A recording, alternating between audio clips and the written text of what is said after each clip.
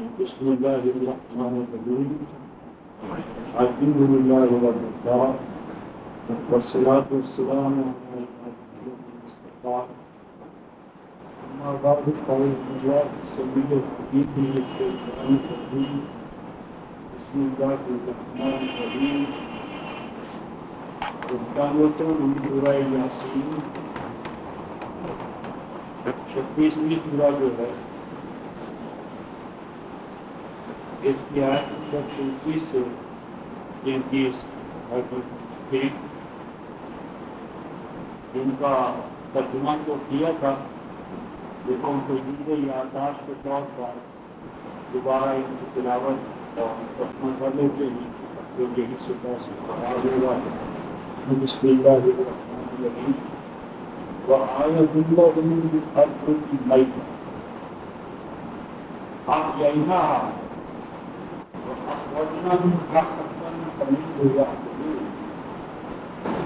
وجعلنا فيها جنات من نخيل وأعناب وفجرنا فيها من العيون ليأكلوا من ثمره وما عملت أيديهم أفلا يشكرون سبحان الذي خلق الأزواج كلها مما تنبت الأرض ومن أنفسهم ومما لا يعلمون وآية لهم الليل نسلخ منه النهار فإذا هم يسجدون صدق الله العظيم وبلغنا رسول النبي الكريم ونحن على ذلك من الشاهدين الشاكرين والحمد لله رب العالمين۔ وآية لهم اور نشان ان کے لیے، آیت نشان انڈیکیٹر اور نشان لہو ان کے لیے، یہ آیت اللہ یہ خبر مقدم ہے اور مطلع محمد آگے آیا الارض المیتۃ، اور نشان ہے ان کے لیے زمین المیتہ جو مردہ ہو چکی ہوتی ہے، مر چکی ہوتی ہے، اور مردہ زمین ان کے لیے نشان۔ احییناھا جہاں اس مردہ زمین کو اثر نو حیات عطا کرتے ہیں، زندگی عطا کرتے ہیں، یہاں اسے زندہ کر دیتے ہیں۔ وَأَخْرَجْنَا مِنْهَا حَبًّا، اور نکالتے ہیں ہم اس زمین سے حبًّا دانا، دانے، اناج، غلہ، پھل پھول، یہ سارے حب کے شامل ہیں۔ نکالتے ہیں ہم اس زمین سے اس بارش کی وجہ سے دانے، فَمِنْهُ يَأْكُلُونَ، ان دانوں میں، غلوں میں ایسے غلے ہیں کہ ان میں سے بعض کچھ انسان کھاتے ہیں اور کچھ یعنی انسانوں کی وجہ ان کے مویشی کھاتے ہیں۔ وجعلنا فیہا، اور ہم بناتے ہیں، ٹھہراتے ہیں، قرار دیتے ہیں اور بنا چکے ہیں ہم فیہا اس زمین میں جنات باغات، اور ہم نے زمین میں باغات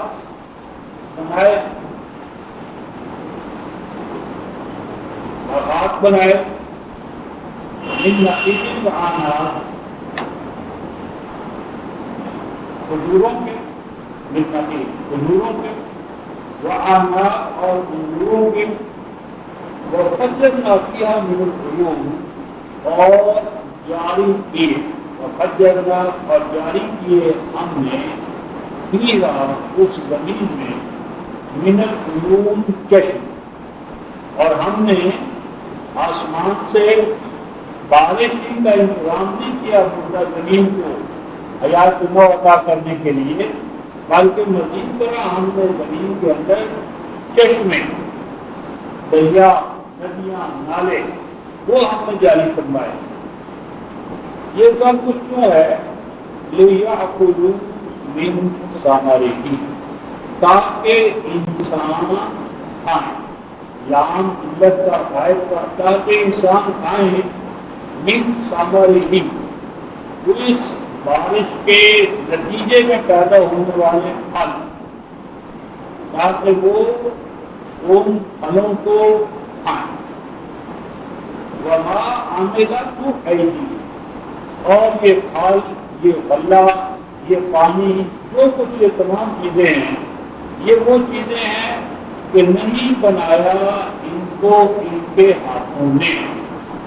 یعنی یہ بارش، یہ زمین کی زندگی، یہ پھل پھول، یہ غلہ جات، جو کچھ یہ ان کو عطا ہوتا ہے، وما عملت ایدیہم، ان کی پیدائش، ان چیزوں کی پیدائش ان کی ہاتھوں کی پیداوار نہیں، ان کی ہاتھوں کی بنائی ہوئی نہیں ہے. یعنی یہ تمام ہمارا فضل ہے، کرم ہے کہ ہم یہ سب کچھ ان کو عطا کرتے ہیں. افلا یشکرون، تو یہ سب کچھ پا لینے کے بعد کیا یہ اللہ تبارک و تعالیٰ خالق و مالک جو ہے اس کے شکر گزار نہ ہوں گے؟ اور قرآن حکیم میں شکر کا ایک مفہوم توحید ہے، جو کہ کفر کا ایک معنی انکار، ناشکری اور شرک. تو شکر جو ہے وہ قرآن حکیم میں توحید کے لیے.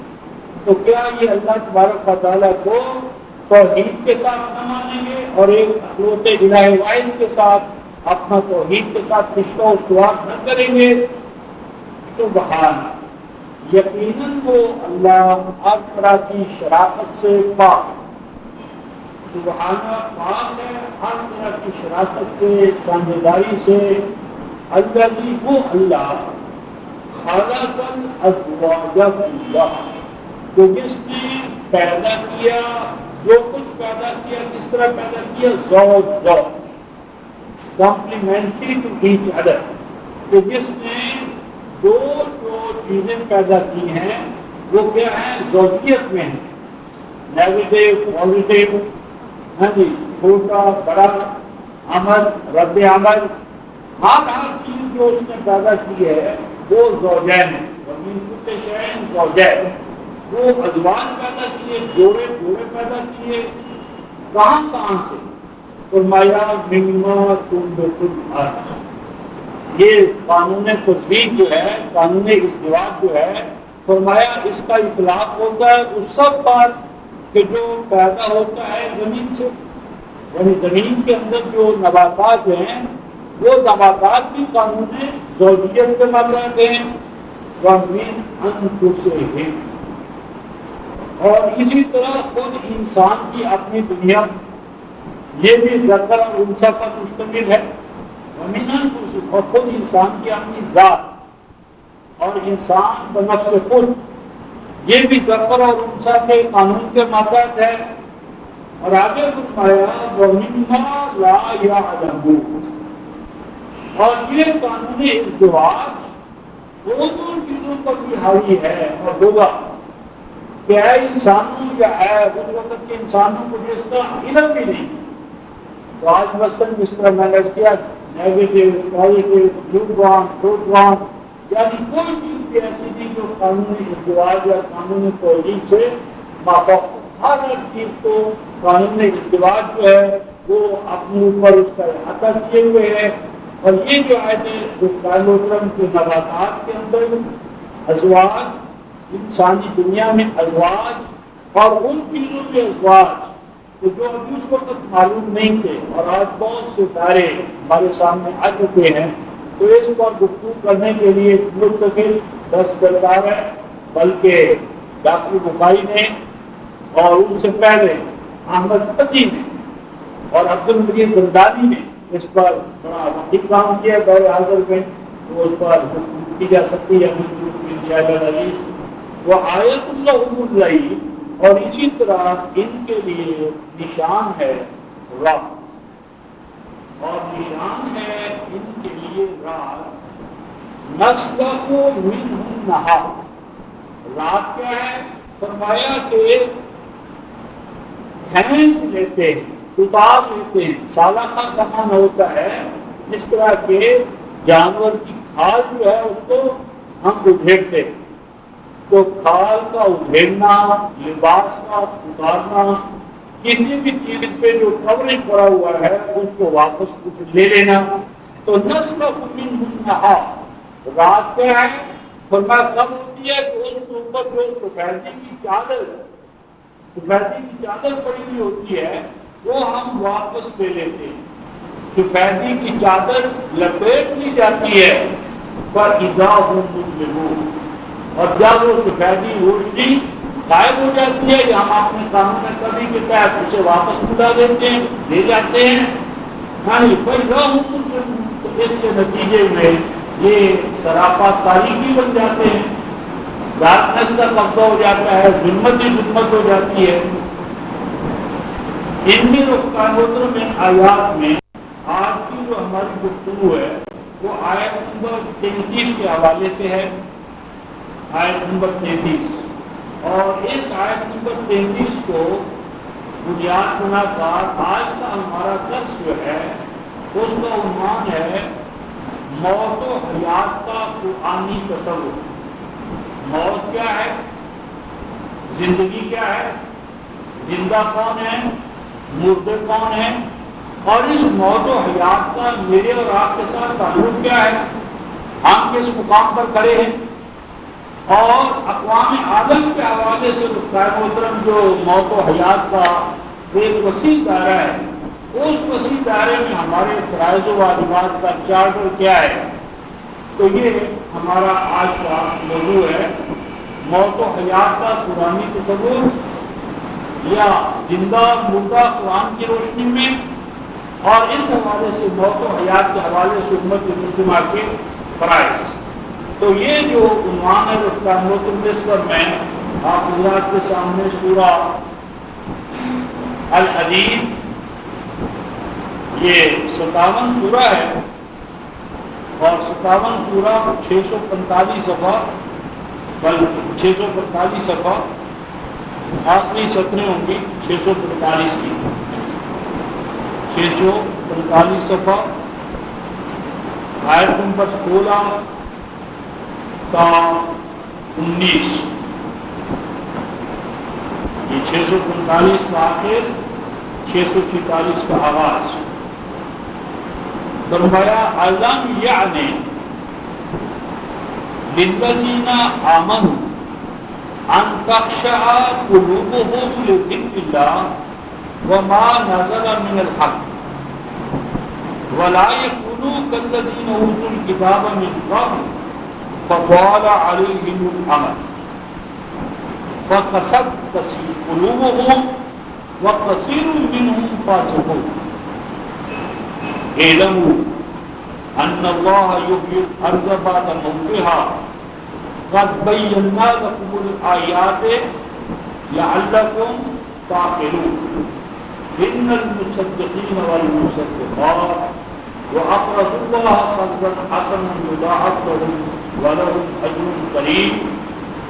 والذين آمنوا بالله ورسله أولئك هم الصديقون والشهداء عند ربهم لهم أجرهم ونورهم. والذين كفروا وكذبوا بآياتنا أولئك أصحاب الجحيم. علم یعنی یہ الف نون یہ محترم کسی چیز کے پکنے کا جو ٹائم ہوتا ہے، جس طرح مثلا گندم کے پکنے کا، یعنی آم کے پکنے کا، کسی بھی چیز کے پکنے کا جو ٹائم ہوتا ہے اسے عربی زبان میں الف نون یا حمزہ نون یا انا یعنی رائپا، کسی چیز کے لیے بہترین موسم، وقت مناسب ترین ہو، جس طرح فصلوں کے لیے ہوتا ہے.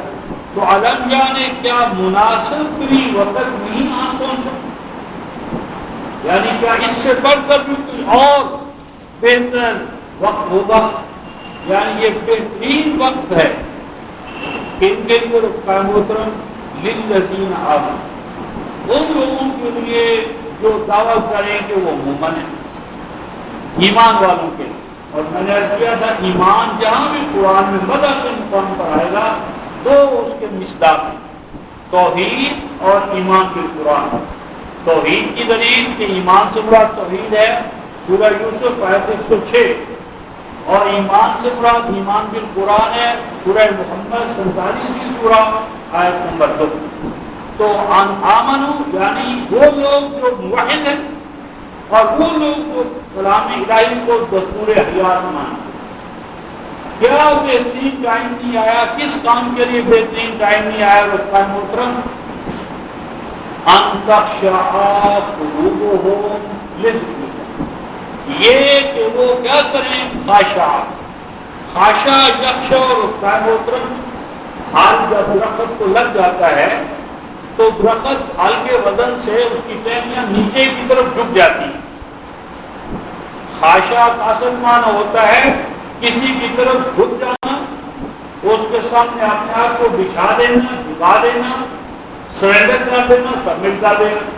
یہ کہ وہ جھکا دیں، بچھا دیں، لگا دیں، نثار کر دیں، قربان کر دیں.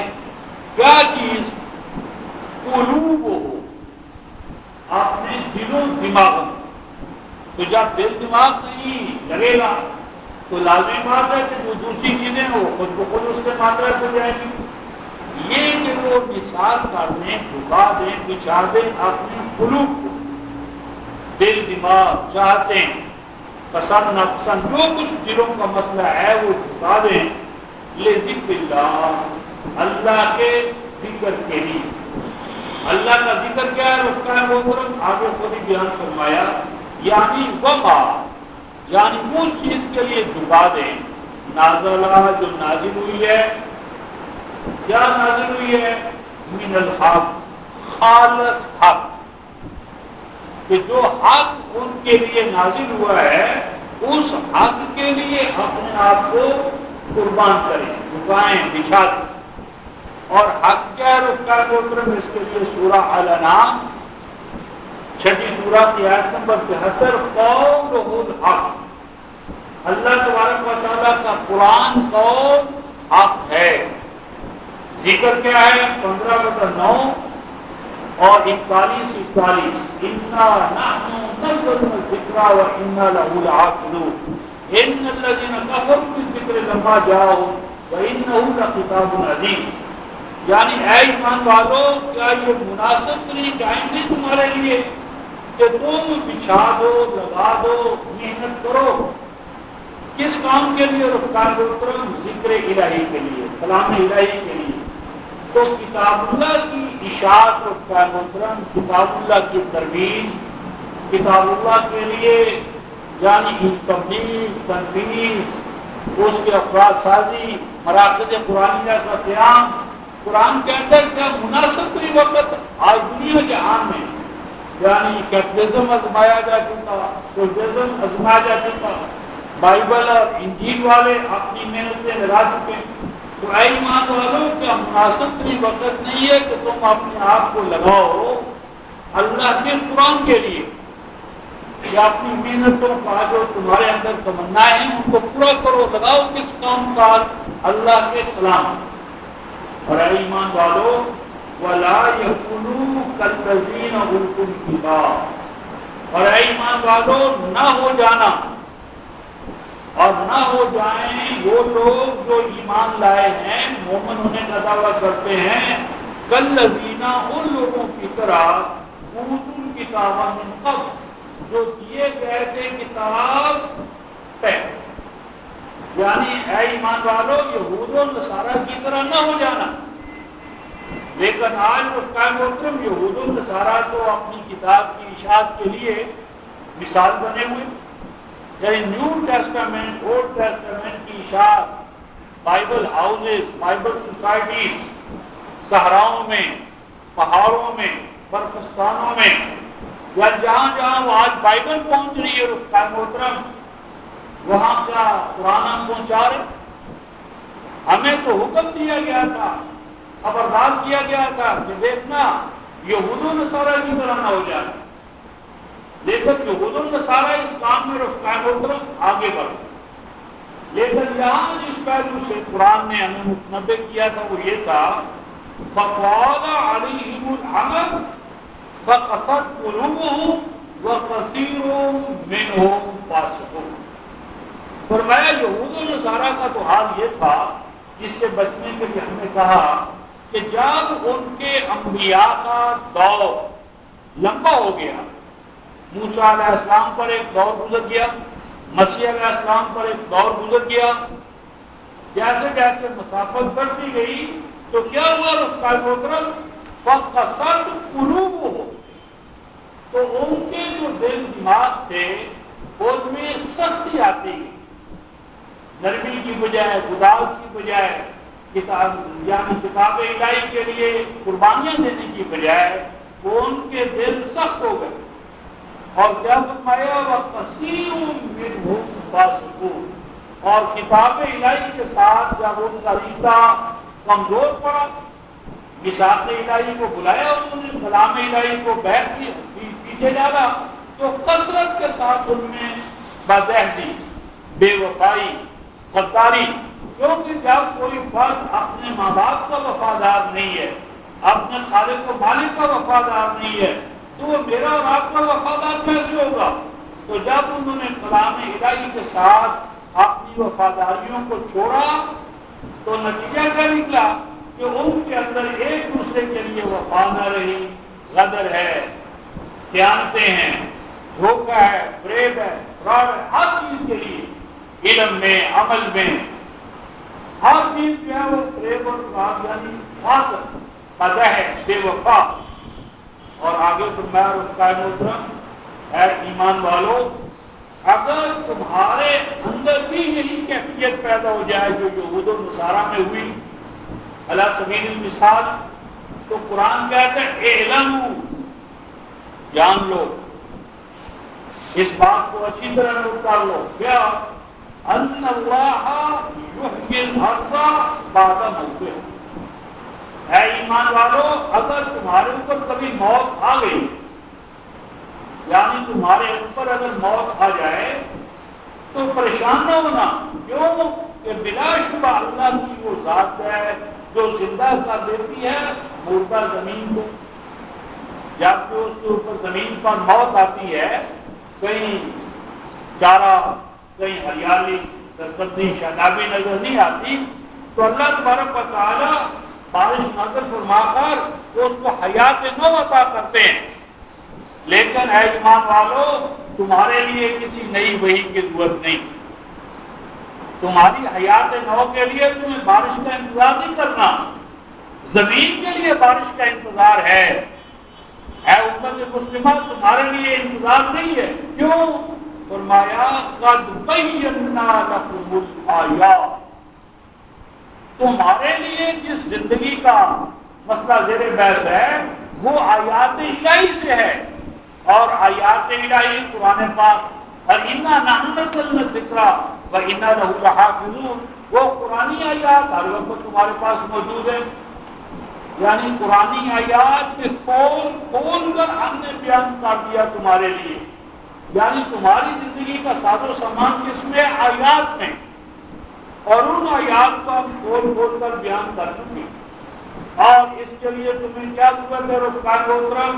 بس اتنی ضرورت ہے لعلکم تعقلون، بس تم قرآن اور عقل ایک کو بنیاد بناؤ، یعنی عقل اور قرآن، یعنی عقل و بصیرت سے کام لو اور قرآن کو دستور حیات بناؤ۔ اور آگے فرمایا کہ یہ کام ملت کی حیات نو یہ کیسے ہوگی؟ ان المصدقین والمصدقات، یعنی امت کی حیات نو کے لیے کیا درکار ہے؟ فرمایا سچ کر دکھانے والے مرد اور سچ کر دکھانے والی عورت، یہ افراد اور جماعتیں بھی ہو سکتی ہیں، یعنی ایسے افراد درکار ہیں جو کلام الہی کو سچا مان کر اس کی سچائی کو دنیا میں عام کرنے کے لیے کھڑے ہو جائیں، مرد بھی ہوں اور جماعتیں، افراد بھی جماعتیں بھی، مرد بھی عورتیں بھی، اور پھر وہ کیا کریں رفقائے محترم؟ وَأَقْرَضُوا اللَّهَ قَرْضًا حَسَنًا، وہ کلام الہی کی اشاعت کے لیے، تبلیغ کے لیے، اسے عام کرنے کے لیے، چپے چپے تک کلام الہی کے نور کو عام کرنے کے لیے وہ اپنی صلاحیتوں کا جو ان کے پاس ہے وہ قرض دیں اللہ کو، قرض حسن۔ اللہ کو دیے جانے والا قرض وہ ہے کہ جس سے ذات انسانی میں حسن پیدا ہوتا ہے، یعنی ذات انسانی میں جو نور ہے، حسن ہے، وہ پیدا ہوتا ہے کلام الہی کے لیے اللہ کو قرض۔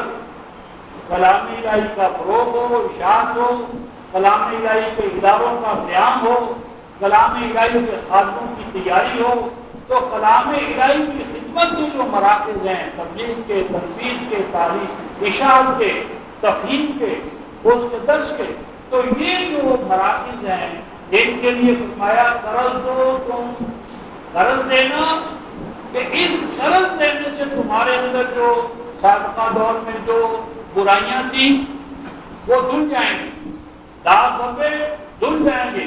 قرض حسنا، یہ قرض جو تم اللہ کو دو گے اس سے تمہارے اندر حسن پیدا ہوگا، یعنی حسن پیدا کرنے والا قرض یہ ہے۔ اور فرمایا یضاعف لہ، جو تم اس مد میں ہمیں قرض دو گے، اللہ پاک فرماتے ہیں ہم اس قرض کو ملٹی پلائی کرتے چلے جائیں گے، بڑھاتے چلے جائیں گے۔ وَلَهُمْ أَجْرٌ كَرِيمٌ، اور مزید طرح ہم تم سے وعدہ کرتے ہیں کہ ہم تم کو اس پر اجر بھی عطا کریں گے، ریوارڈ بھی عطا کریں گے۔ اور کس طرح کریم، رجل کریم، جس طرح کہ ایک عظیم انسان اپنی عظمت کو سامنے رکھتے ہوئے عطا کرتا ہے، ہم اس طرح تمہیں عطا کریں گے۔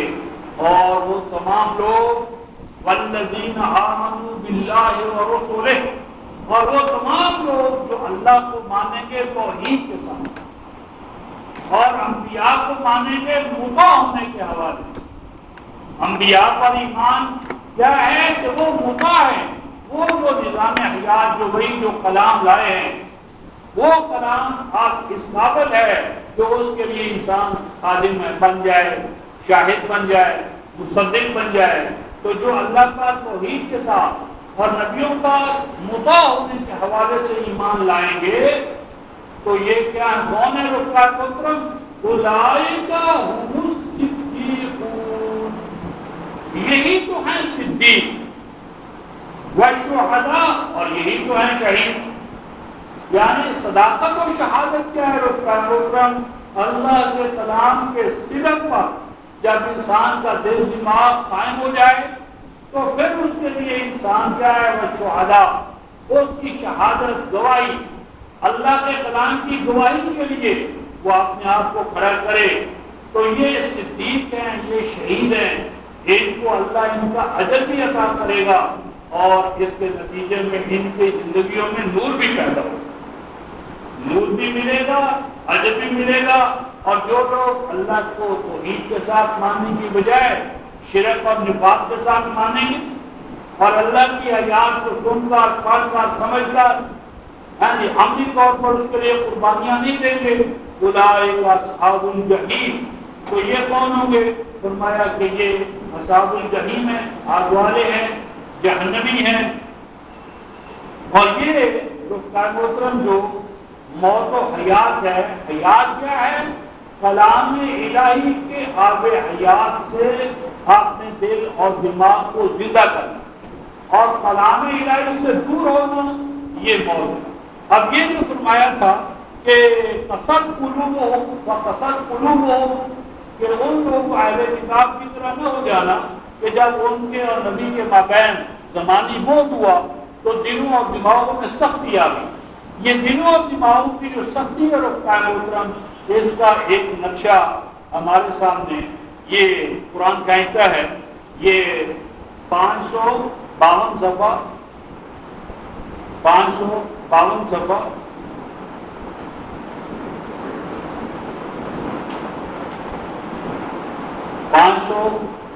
بلکہ 51 کی آخری سطر، 51 کی آخری سطر، آخری سطریں 51، 551، یہ آیت نمبر 22 ہے، آیت نمبر 22۔ افمن شرح اللہ صدرہ للاسلام، بھلا وہ شخص افمن، کیا بھلا وہ شخص شرح اللہ صدرہ للاسلام کہ کھول دیا اللہ تعالیٰ نے اس کا سینہ، دل اور دماغ انشراح صدر ہو گیا، اس کے لیے للاسلام، اسلام کے لیے سرنڈرنگ، سبمیشن، کہ اللہ کے لیے اپنے آپ کو قربان کرنے پر اس کا دل اور دماغ پوری طرح مطمئن ہو گیا، دل اور دماغ پوری طرح مطمئن ہے کہ خالق و مالک کے لیے اپنے آپ کو قربان کرنا ہے۔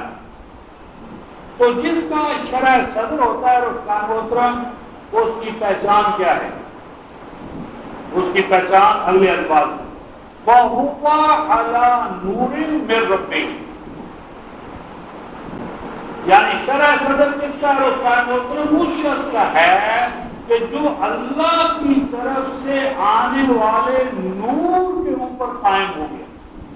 وَهُوَ عَلَى نُورٍ مِّن رَبِّهِ، رب کی جانب سے جو نور آیا ہے، اس نور کے لیے، اس نور کے عقائد پر، نورانی عقائد قرآن کے، نورانی اعمال قرآن کے، نورانی علم اور عمل قرآن، اس پر جو قائم ہے وہ کون ہے؟ کہ جس کا شرح صدر ہو۔ اور آگے فرمایا فَوَيْلٌ لِلْقَاسِيَةِ قُلُوبُهُمْ مِنْ ذِكْرِ اللَّهِ، ہلاکت ہے، تباہی اور بربادی ہے، فویل، بس ہلاکت ہے، تباہی ہے، بربادی ہے، کن کے لیے؟ لِلْقَاسِيَةِ قُلُوبُهُمْ مِنْ ذِكْرِ اللَّهِ، من ذکر اللہ، اللہ کے ذکر کی جانب سے۔ اور اللہ کا ذکر کیا ہے؟ 41 حوالہ دیا قرآن پاک، کہ قرآن پاک کے نام اور کام کے لیے عبید ہو، مطالبہ ہو، اور اس کے لیے وہ اماکی نہ ہو، اس کے لیے آگے نہ بڑھے، یعنی باپ دادا کی روایات کے لیے، نمود کے لیے، نمائش کے لیے آگے بڑھے، لیکن اللہ کے کلام کے لیے، اس کی خدمت کے لیے، اشاعت کے لیے، اس کی پروجیکشن کے لیے آگے نہ بڑھے، تو قرآن کہتا ہے فَوَيْلٌ لِلْقَاسِيَةِ قُلُوبُهُمْ مِنْ ذِكْرِ اللَّهِ، فرمایا اولئک فی ضلال مبین، فرمایا ہر وہ دل دماغ جو اللہ کے کلام کے لیے اپنے اندر نرمی نہیں رکھتا، مزاج نہیں رکھتا، اس کے لیے جھکنا نہیں جانتا، اولئک یہی وہ لوگ ہیں۔ کون سے لوگ ہیں؟ اس کا مطلب یہ فی ضلال مبین، ان کی جدوجہد اور محنت مبتلا ہو گئی گمراہی میں، جو واضح گمراہی، یعنی واضح گمراہی اس کا مطلب کیا ہے؟ کلام الہی کے لیے انسان کا دل اور دماغ نرم رہا، کلام الہی کے لیے اس کے قیام، بقا، استحفاظ، اس کے لیے اس کے اندر ناآمادگی ہو، قرآن سے ضلال مبین اور قساوت قلب۔ اور ایمان والو، اللہ نزل احسن الحدیث کتابا متشابہا مثانیہ تقشعر منه جلود الذین یخشون ربهم ثم تلین جلودهم وقلوبهم الی ذکر اللہ۔ اے ایمان والو، قدر کرو اس بات کی، جانو اللہ کون ہے۔ بلا شبہ اللہ وہی تو ہے کہ جس نے نازل کی احسن الحدیث، جتنی بھی اللہ نے کتابیں اور کلام نازل کی ہیں رفقان اکرم، ان میں بہترین، احسن، سب سے حسین و جمیل کلام وہ آخری کلام ہے، قرآن پاک۔ کتاباً، یہ قرآن، متشابہاً، ملتا جلتا، ایک دوسرے کی تصدیق کرنے والا، ریزمبلنس اپنے اندر رکھنے والا، اور مثانیہ، مینی فولڈڈ، یہی قرآن رفقان محترم پرائمری کے بچے کے لیے ٹیکسٹ ہے، اور یہی قرآن پی ایچ ڈی کے لیے، یہی قرآن 1400 سال پہلے بدو کے لیے تھا، اور یہی قرآن تاریخ قیامت آنے والے سائنٹیفک ایرا اور دور ان کے لیے بھی قرآن. بس یہ قرآن کیا ہے؟ مینی فولڈڈ ہے. ہر دور میں قرآن کی ایک نئی جہت، ایک نیا فرق، ایک نئی لیئر. اور قرآن کو جس زاویے سے دیکھو، یعنی اب سیب کا ایک لفظ ہے، سیب ایک ہی ہے. سیب کو جس ریفرنس سے آپ دیکھیں، یعنی جو اسے گرو کرتا ہے، پروڈیوس کرتا ہے، اس کے لیے سیب کی اہمیت اور ہے. جو اسے بیچتا ہے اس کی اہمیت اور ہے. ڈاکٹر فزیشین ہے اس کے لیے سیب کی اہمیت اور ہے. مریض ہے اس کے لیے اور ہے. باغبان اس کے لیے اور ہے. ایک ہی سیب ہے رفتہ محترم، لیکن اس کے لیے ریفرنس کیا ہے؟ تو اسی طرح قرآن ایک ہی ہے، لیکن کس ریفرنس سے، کس اینگل سے، کس زاویے سے آپ اسے دیکھ رہے ہیں. تو ہر زاویے سے قرآن ایک نئی شان رکھتا ہے، ایک نئی آن بان رکھتا ہے. تو قرآن کیا ہے؟ مثانیہ مینی فولڈ. تقشعر منہ جلود. عام ترجمہ اس کا یہ ہے کہ کبھی تاریخ ہو جاتی ہے اس قرآن سے ایمان والوں کی جلدوں. لیکن ایک شاعر کا ایک لغت میں لسان العرب میں معنی لکھا ہے اجتر، چشمے کا پھوٹ پڑنا. چشمے کا پھوٹ پڑنا خاص طور پر جب آغاز میں وہ بریک ہو، پتلا ہو، تنگ ہو، پھر آگے پھیلتا چلا جائے.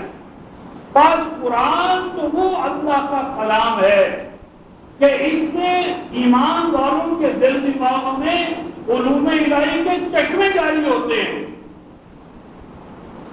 یہ قرآن ہی ہے کہ جس کو پڑھ کر، سوچ کر، سمجھ کر ایمان والوں کی جلدیں، جلود جو ہے یہ جلد کے لیے، اور جلد سے مراد عربی زبان میں صرف کھال نہیں ہوتا.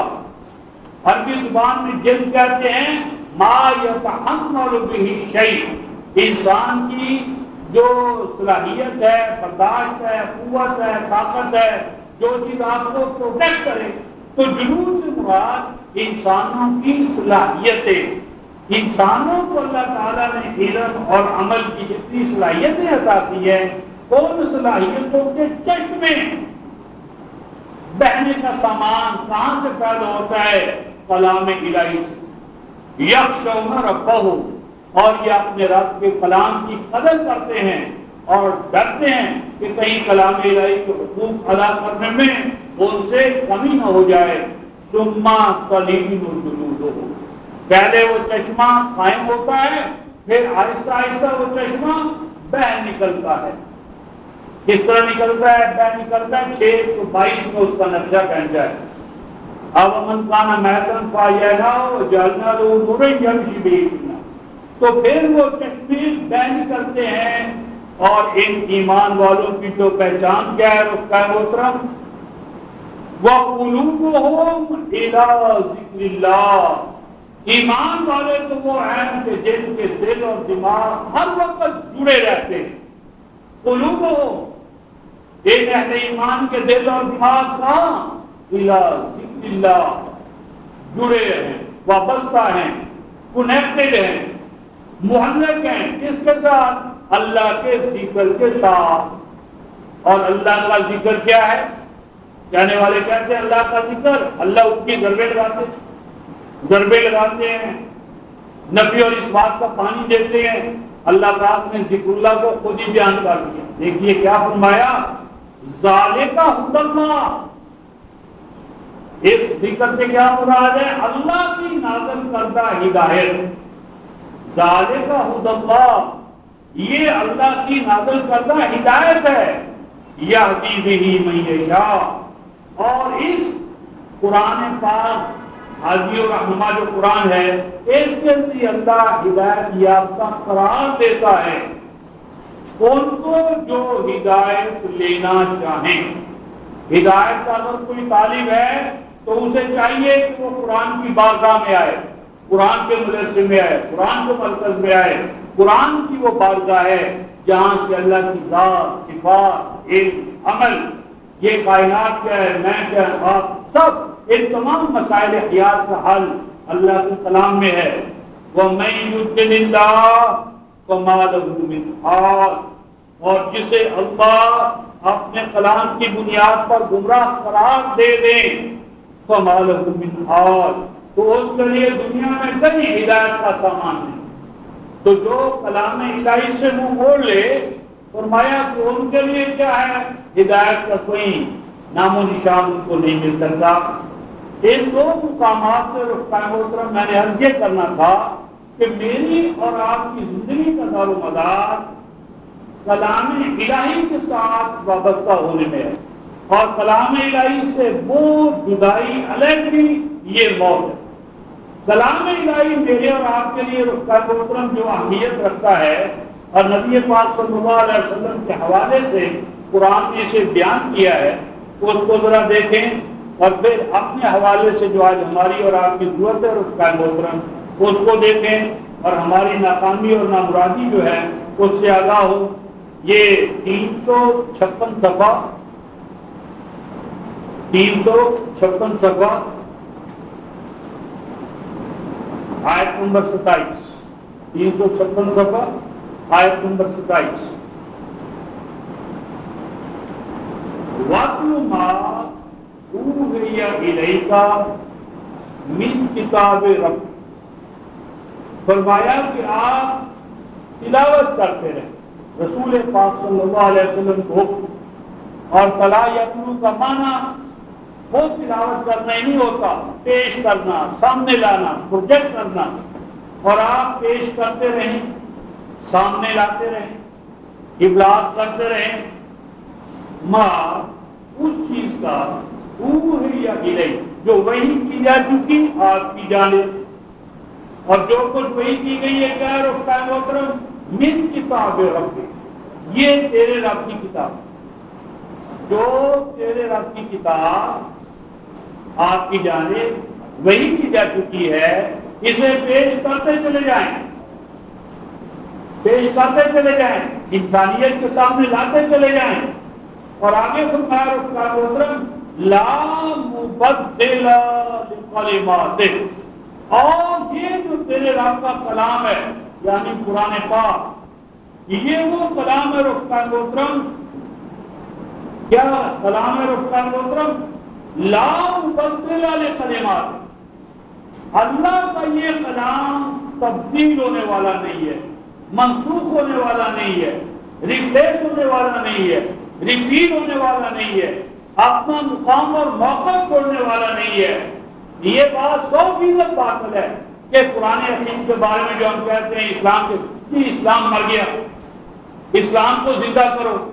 اسلام کو مردہ کہنا اپنے مردہ ہونے کی دلیل ہے، کیونکہ اسلام کیا ہے رفقائے محترم اللہ کی ذات و صفات، نبی پاک صلی اللہ علیہ وسلم کا خاتم النبیین ہونا، اور قرآن حکیم کا خاتم الکتب ہونا۔ کیا اللہ کے لیے نعوذ باللہ موت ہے، یا رسول کے لیے، یا قرآن کے لیے؟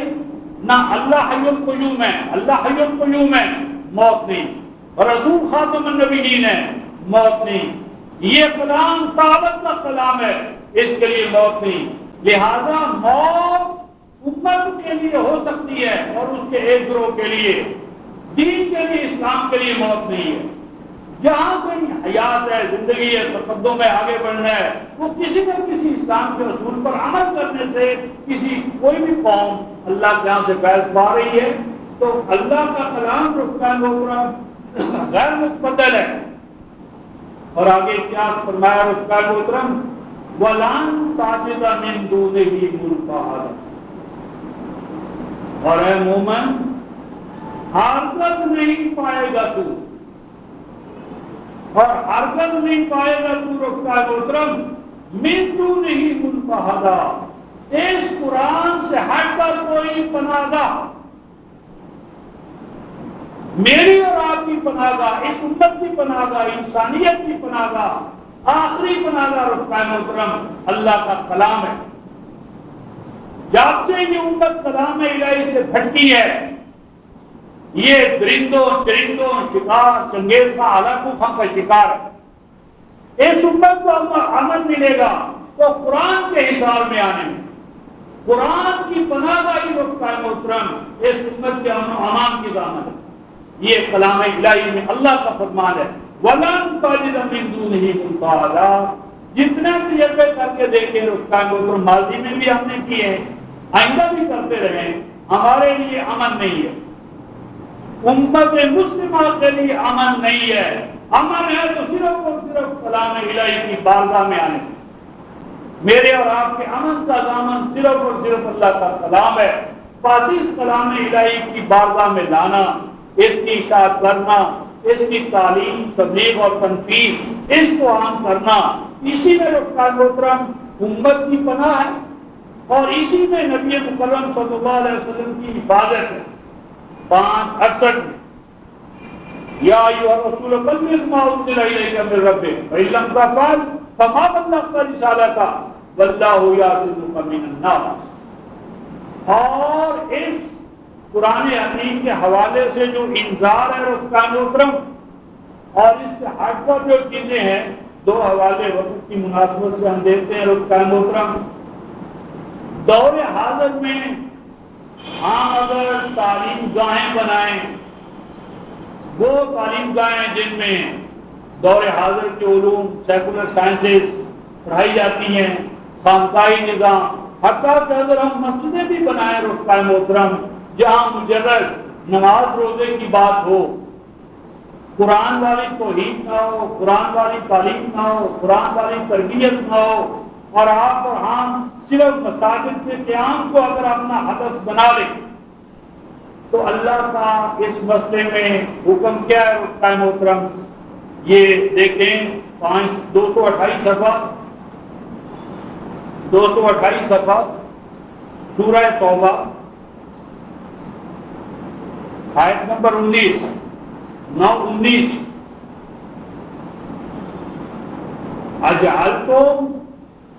اجعلتم سقایت الحاج وعمارت المسجد الحرام کمن آمن باللہ والیوم الآخر وجاہد فی سبیل اللہ لا یستوون عند اللہ واللہ لا یہدی القوم الظالمین.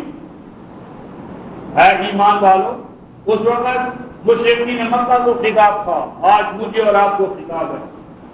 اے ایمان والو، اجعلتم سقایت الحاج، کیا بنا لیا ہے تم نے حاجیوں کو پانی پلانا، حاجیوں کے لیے سبیلے لگانا، حاجیوں کے لیے برف کا انتظام کرنا، ٹھنڈے پانی کا انتظام کرنا، صفا اور مروہ کے راستے میں پورے ملک المفدہ پڑا. قرآن کہتا ہے حاجیوں کو پانی پلانا، مشروبات، سبیلے. وعمارت المسجد الحرام، اور مسجد حرام کو تعمیر کرنا. مسجد نہیں، مسجد حرام بنانا، اس میں توسیع کرنا، ایکسٹینشن کرنا. ارے ہم نے بیت اللہ میں اتنی توسیع کر دی ہے، اتنا اس میں ایئر کنڈیشن کا نظام، اتنا ٹھنڈے اور گرم کا نظام. وہ اللہ کے بندو، اجعلتم سقایت الحاج، کیا بنا دیا تم نے حاجیوں کو پانی پلانا اور مسجد حرام کو تعمیر کرنا، ایکسٹینشن کرنا، توسیع کرنا، کنکمے لگانا، بلب لگانا، مسجدوں میں پنکھے لگا دینا. یہ سارے عمارت کے مفہوم ہیں. کنسٹرکشن سے لے کر ڈیکوریشن تک جتنا بھی تم مسجدوں میں کرو گے، اللہ پاک فرماتے ہیں کیا ان کو بنا دیا ہے تم نے کمن آمن باللہ والیوم الآخر. کیا مسجد مقابلہ کر سکتی ہیں ایسے افراد کا پیدا کرنا جو اللہ کو توحید کے ساتھ مانتے ہوں، یعنی موحد افراد پیدا کرنا رفقا محترم اس امت کا مسئلہ ہے. اس امت کا مسئلہ ایسے اداروں کا قیام ہے جہاں سے موحدین پیدا ہو، اہل توحید پیدا ہو، والیوم الآخر، اور آخرت کو، جزا و سزا کو، اللہ تبارک و تعالیٰ کے سامنے مکافات عمل، اس کے ماننے والے افراد پیدا کیے جائیں. یعنی امت کی جو ضرورت جو ہے وہ مسجد حرام بھی، اس کی عمارت بھی نہیں ہے. مقصود کیا ہے؟ کمن آمن باللہ والیوم الآخر، ایسے کارکن افراد پیدا کیے جائیں جو اللہ کو توحید کے ساتھ مانتے ہوں، کلام الہی کو دستور حیات کے طور پر مانتے ہوں، آخرت پر زندہ ایمان رکھتے ہوں.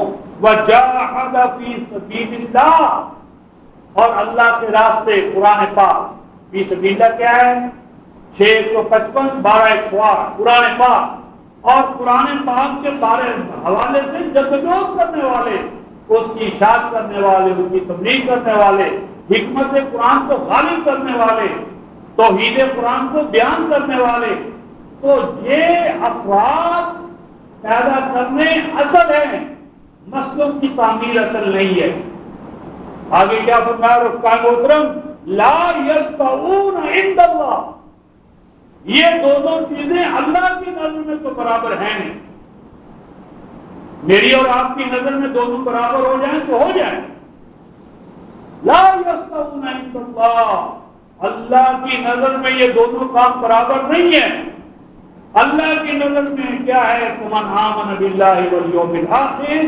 وجاہد فی سبیل اللہ لا یستوون عند اللہ اور آگے فرمایا کہ سنو اللہ تبارک و تعالیٰ کو بندہ نہیں کہہ رہا احکم الحاکمین اپنا فیصلہ سنا رہے ہیں کیا فیصلہ ہے رفقائے محترم واللہ لا یهدی القوم الظالمین جو اللہ کے اس فیصلے کو قبول نہ کرے وہ ظالم ہے اور ایسی ظالم قوم اللہ کی نظر میں تو ہادی محض ہو نہیں سکتی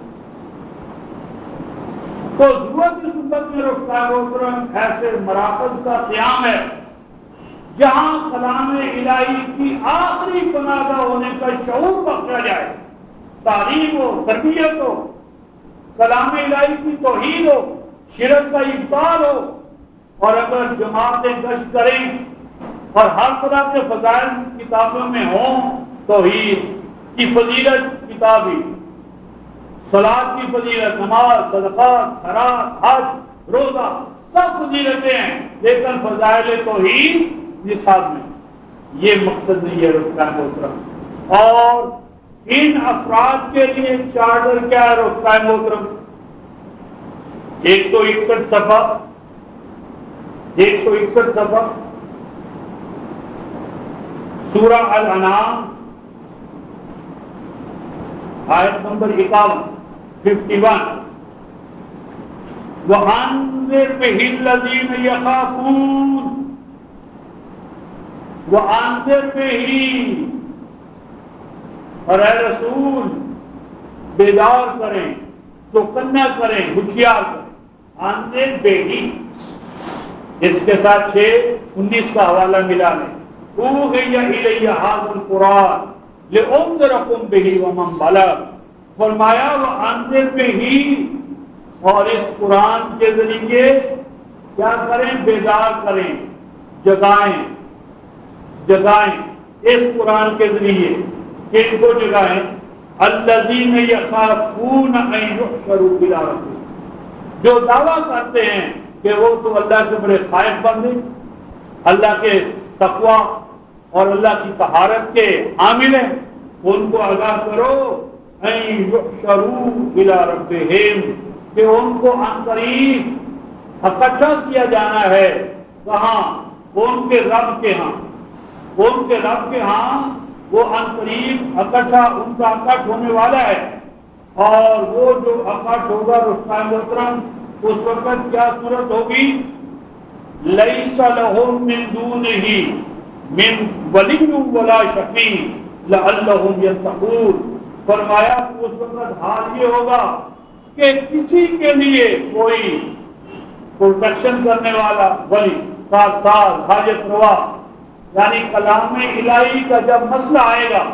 کہ کلام الہی کی جو پہنچانے کی ذمہ داری تھی ہے انسانوں مسلمانوں تم نے ادا کی یا نہیں کی کوئی ولی کارساز وہاں نہ ہوگا ولا شفیع اور نہ شفیع وہاں کام آئیں گے اللہ کا کلام جب اس کی ذمہ داریاں امت مسلمہ پر جو عائد ہوئی ہیں اگر ان سے وہ برآمد ہوئے تو ولی شفیع ختم اور آگے فرمایا لعلہم یتقون صرف کلام الہی کا انذار ہوگا تو اس امت میں تقویٰ ہے یہ امت متقی بنے گی اور جب تک کہ امت تقویٰ کے مقام پر نہیں آئے گی اللہ کی معیت ممکن نہیں اور اس امت میں رفقائے محترم جو انبیاء علیہ السلام نے جو کام کیے ہیں ان کاموں کا ایک نقشہ قرآن حکیم نے ہمارے سامنے رکھا ہے، نبی مکرم صلی اللہ علیہ وسلم کے حوالے سے بھی اور سیدنا موسیٰ علیہ السلام کے حوالے سے بھی۔ اس وقت کی جو صورت حال اور افکار محترم، اس کے پیش نظر ہم سورہ یونس آیت 87 لے رہے ہیں۔ یہ 262 صفحہ 262 صفحہ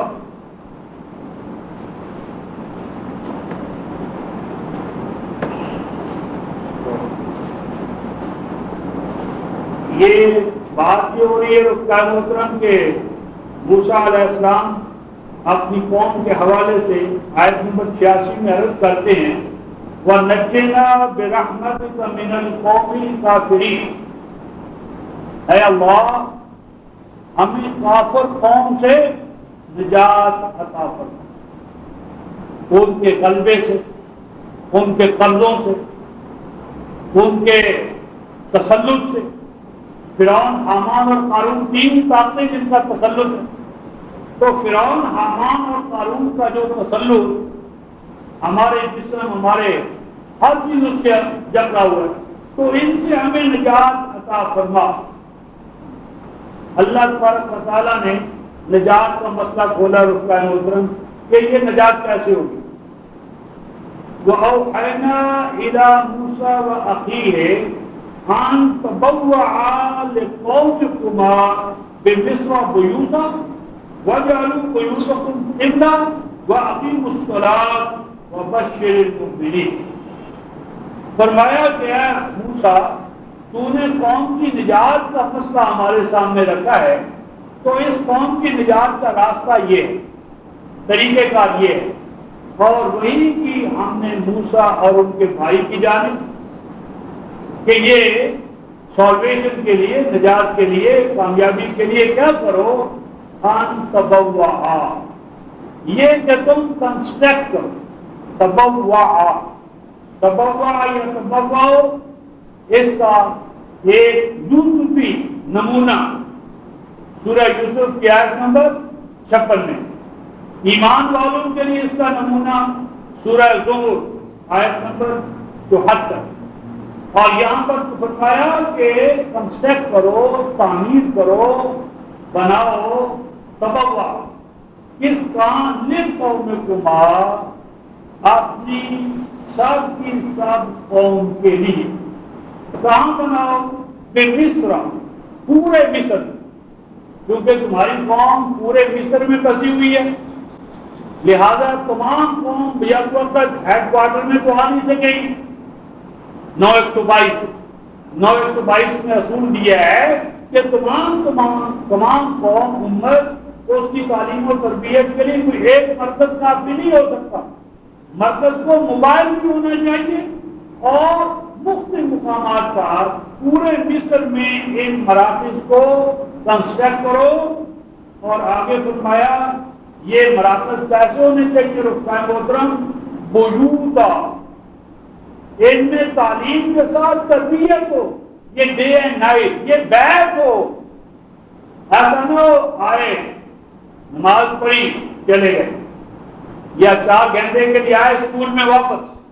تعلیم سے زیادہ ہم رفقا محترم تربیت ہے، صحبت ہے، تو جب تک صحبت صالحین نہیں ملے گی، ایک ماحول نہیں ہوگا، انوائرمنٹ نہیں، تو ماحول مہیا کرنے کے لیے ان مراکز کو قرآن حکیم نے کیا کہا؟ بیوت کا، بیت بناؤ، بیوت القرآن بناؤ، بیوت التورات، بیوت الانجیل، تو کیا بناؤ؟ بیوت بناؤ، اور آگے فرمایا رفقا محترم وَاجْعَلُوا بُيُوتَكُمْ قِبْلَةً، عام ترجمہ اس کا یہ ہے کہ ان گھروں کو قبلہ نما بناؤ، یعنی عام ترجمہ اس کا یہ کرتے ہیں کہ ان گھروں کو قبلے کے رخ پر بناؤ، تو یہاں قبلہ تن کا ہے، متقابلہ نہیں کا، اگر متقابلہ ہوتا تو قبلے کے رخ پر، یہ تو وجہ کا مفعول ثانی ہے۔ قبلہ کا معنی ہے ما یقبل بہ، جس کی طرف انسان رخ کرے، توجہ کرے، ذات کو لگائے، جس پر اپنی محنت، توجہ اور محنت سب کچھ لگا دے، تو وَجْعَلُوا بُيُوتَكُمْ قبلہ کا معنی یہ ہے کہ ان گھروں پر اپنی تمام توجہ لگا دو، تمام جدوجہد، تمام محنت، تمام انرجی، جو کچھ تمہارے پاس ہے، جس کو جان کی صلاحیتیں، وہ ان گھروں کو آباد کرنے پر، بنانے پر، وہاں سہولیات بہن پہنچانا، تعلیم و تربیت کے مواقع، حالات، وسائل جو ممکن ہیں وہ تم وہاں پر مہیا کرو۔ اور آگے فرمایا وَأَقِیمُوا الصَّلَاةَ، اور ان گھروں میں نظام صلاۃ قائم کرو۔ وہ جو آنے والا نظام ہے، وہ جو آنے والی عظیم امامت ہے، اس امامت کی جو لیڈرشپ ہے، قیادت ہے، وہ ان گھروں سے پیدا ہوگی۔ ان گھروں میں وہ یعنی ابطال پیدا ہوں گے، قائد پیدا ہوں گے، امام پیدا ہوں گے، رہنما پیدا ہوں گے کہ جو امت کو مقام محمود کی طرف لے جائیں گے۔ وَبَشِّرِ الْمُؤْمِنِينَ، اور جو مومن اس کام میں اپنے آپ کو لگانے پر تیار ہوں، اے رسول، اے موسیٰ، ہماری طرف سے انہیں پیش کی بشارت دو کہ ان کی یہ جدوجہد جو ہے ہمارے ہاں قبول ہوگی، اور اس کے نتیجے میں قوم کو امامت، رہنمائی، وراثت عرض حاصل ہوگی۔ اور یہ تھا وہ طریقہ کار رفقان محترم جو سیدنا موسیٰ علیہ السلام نے اختیار کیا، اور اسی طرح کے مراکز نبی مکرم صلی اللہ علیہ وسلم نے قائم کیے رفقان محترم۔ تو یہ 122 میں ان کا تفصیلی ذکر ہے۔ تو وقت کی مناسبت سے رفقان محترم یہاں رکتے ہیں، اور یہ موضوع جو ہے وقت کی مناسبت سے اور قیام پاکستان اور ہمارے جو مسائل ہیں ان کے حوالے سے ایک خاص اہمیت رکھتا ہے۔ تو اگلا درس بھی رفقان محترم اسی موضوع پہ ہوگا، ہمارا اور آپ کا یعنی جو حیات اور زندگی کے حوالے سے جو نقطۂ نظر ہونا چاہیے، اور ہمارے فرائض و واجبات کلام الہی کے حوالے سے۔ تو اگلا ہمارا جو درس ہے انہی آیات کے اندر، یعنی ہم 622، 824 اور اسی طرح 11 23 35 22، تو ان آیات کے حوالے سے کہ یہ حیات میرے اور آپ کے قلب و قالب میں کلام الہی کے حوالے سے کیسے پیدا ہوگی، تو یہ اگلے جمعے اور اتوار کا یہ ہمارا عنوان جاری رہے گا سورہ یاسین کے حوالے سے، کیونکہ اس میں 36 69 میں آئے گا لِيُنذِرَ مَن كَانَ حَيًّا۔ سورہ یاسین کا موضوع کیا ہے رفقان محترم؟ حیات نو عطا کرنا، لِيُنذِرَ مَن كَانَ حَيًّا، حیات نو امت کو کیسے ملے؟ تو اس حیات نو کے حوالے سے سورہ یاسین کی روشنی میں ان آیات کو گفتگو کریں گے۔ تو آخر دعوانا ان الحمدللہ رب العالمین۔ تو اسی ضمن میں رفقان محترم یہ جو ایک لاکھ ہے، ایک لاکھ اس کی مارکیٹ ہے، اس مارکیٹ میں ایک مسجد ہے، اس مسجد میں ہر جمعے کو تقریباً 12:10 پر انہی موضوعات کی گفتگو ہوتی ہے، اور 1 بجے نماز جمعہ ہم وہاں ادا کرتے ہیں۔ اور جمعے کو مغرب کے فوراً بعد کسی سورہ یاسین کے مضامین کا کسی مقام پر درس دیا جاتا ہے، اور اس کے بعد پھر سوموار کو رفقان محترم 8:30 بجے اور بدھ کو 8:30 بجے یہ سورہ البقرہ جو ہے اس میں ایمان، کفر، نفاق یعنی اس کی آیت نمبر 15 کا 18 یہ اگلے ہفتے یعنی سوموار اور بدھ کو سورہ البقرہ کی آیت نمبر 15 کا 18 ایک آیات کا درس ہوگا۔ اللہ تبارک و تعالیٰ ہمیں اپنے کلام سے فیضیاب ہونے اور دوسروں کو اس فیضیابی میں شراکت کی دعوت دینے کی توفیق عطا فرمائے۔ آخر دعوانا الحمدللہ۔